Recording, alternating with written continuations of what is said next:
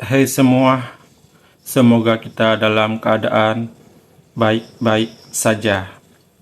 Ini masih terkait dengan imigran gelap atau orang Rohingya. Ribuan pendatang Rohingya yang tersebar di beberapa wilayah di Aceh mendapatkan penolakan warga.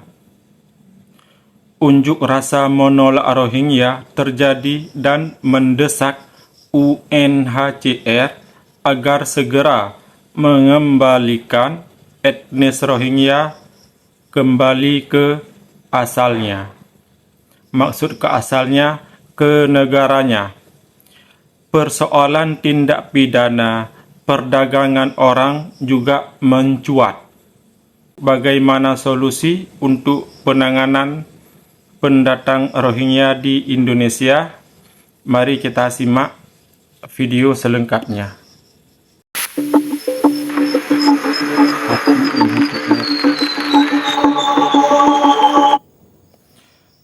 Ini tenda pengungsi Rohingya di pinggir pantai.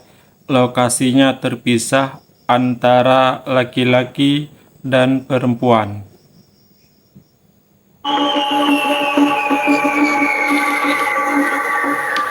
Oke, ini di depan saya sudah kelihatan ya pemirsa, ini tenda biru. Ada 2 tenda ternyata, kayaknya lebih dari 1 tenda yang ada di titik ini. Dan ini dari kejauhan sudah terlihat mereka beraktivitas. Kita coba mendekat. Lewat sini ya Pak Ci. Kita harus nyebrang ke sana dulu.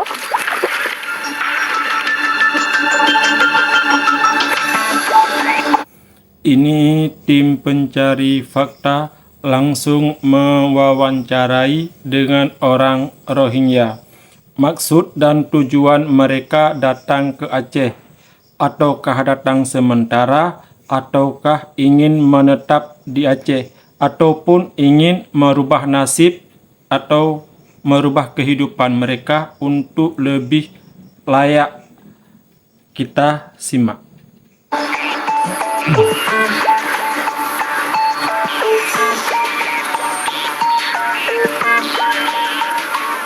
Pak, ini yang dari perahu yang tadi aja? Ya. Oh, bukan gabungan kan ya Pak? Oh, ini laki-laki. Oke, jadi tendanya dipisah. Jadi tendanya dipisah ya. Kalau kata Pak Kecil, ini tenda laki-laki, dan di sebelah kanan, nanti kita ke sana, ini adalah tenda perempuan. Assalamualaikum. Ya, sekarang saya sudah berada di tengah-tengah pengungsi dari Rohingya, di salah satu tenda laki-laki ya, karena di sini tadi seperti yang sudah disebutkan ada beberapa tenda, salah satunya ada tenda perempuan, sudah bersama salah satu pengungsi juga yang kebetulan ini bisa bahasa Melayu atau bahasa Indonesia juga sedikit-sedikit. Ada Hamid di sebelah saya. Assalamualaikum Hamid. Waalaikumsalam. Assalamualaikum. Salam, terima kasih ya. Hamid sendiri di sini sudah berapa lama? Di Aceh? Di Indonesia? Aceh sini sekarang 8 bulan.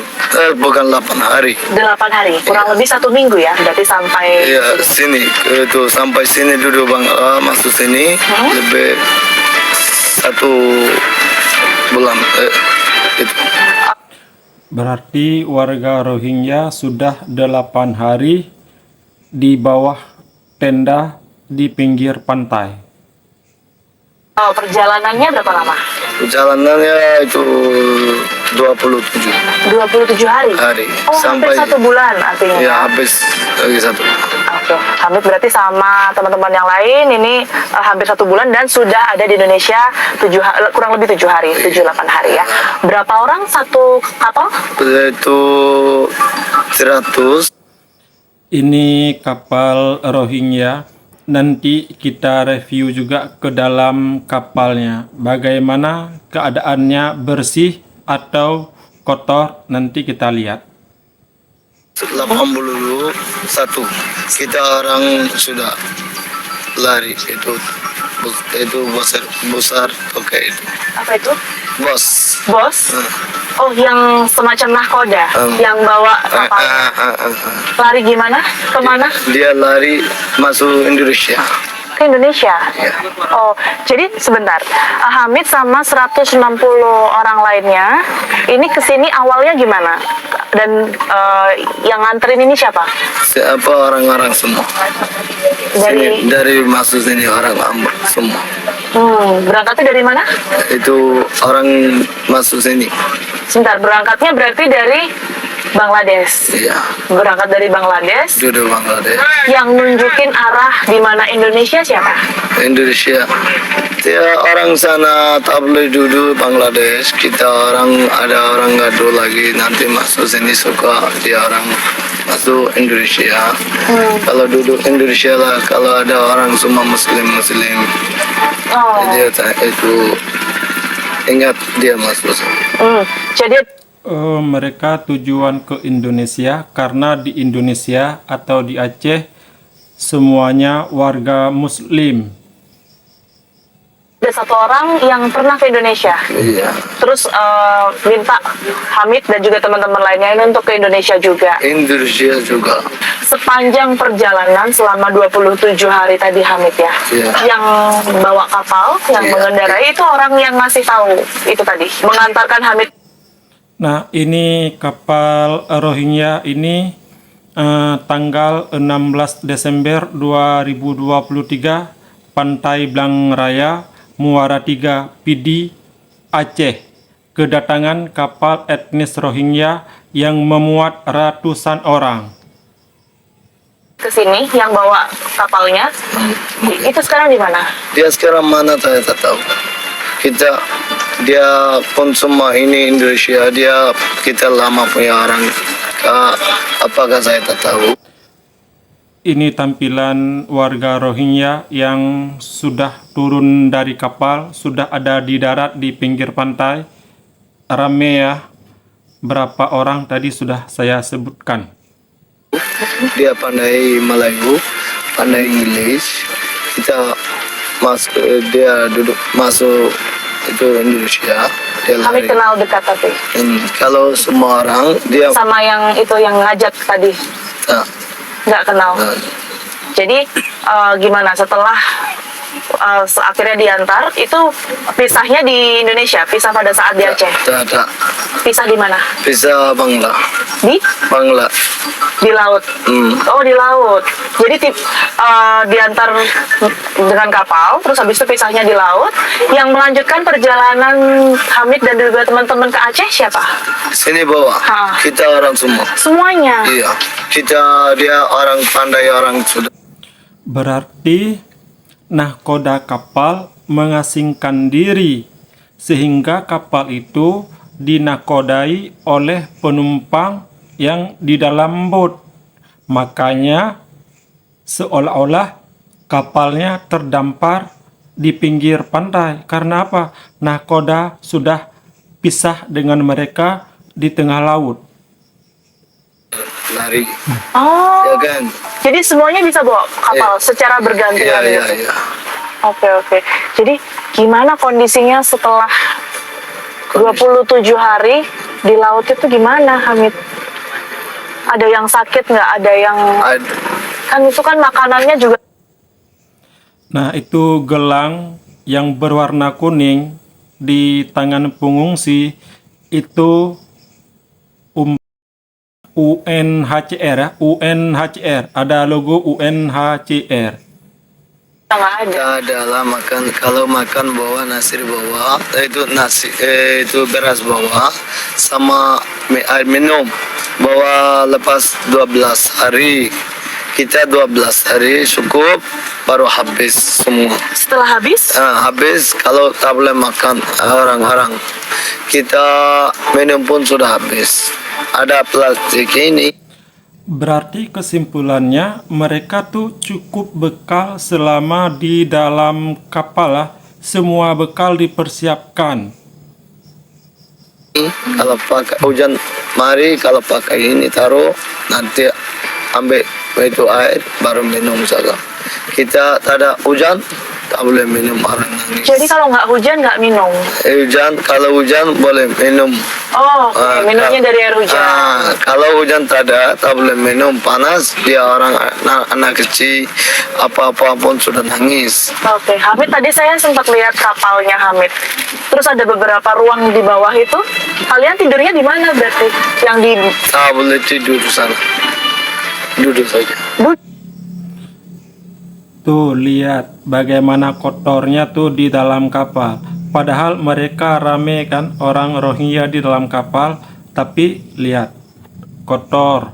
Itu baru di atas, belum lagi di dalam lambung kapal. Mari kita lihat. duduk. Semua duduk. Semua duduk. Kalau boleh. tidurnya Nah, ini di dalam lambung kapalnya ada karung, ada kain, ada plastik, bekas bungkusan makanan, kotor berserakan. Waduh, ini juga ada apa tuh untuk pengisian minyak corong ya. Tangga juga ada. Tangga masa depan. selama 27 hari itu? Tambah ada kita orang maya. Oke, jadi tadi Hamid menjelaskan kalau kapal yang tadi kita lihat itu menampung 181 orang. Kalau dari segi fisiknya kapalnya sangat gagah, tapi kalau dilihat ke dalam, oh wow, tidak menjaga kebersihan.